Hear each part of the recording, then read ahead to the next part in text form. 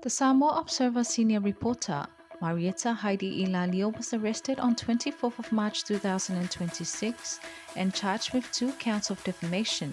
The charges stem from an article that claimed the Prime Minister's sons drove the Prime Minister's official vehicle. The article also claims that a senior police officer was transferred after he warned the Prime Minister's sons. A police statement denied the unfounded claim.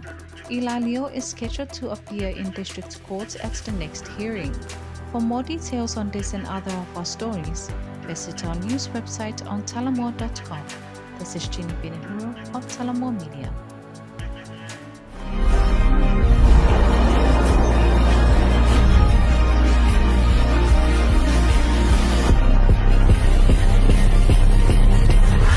Natural Samoa water, the taste of nature.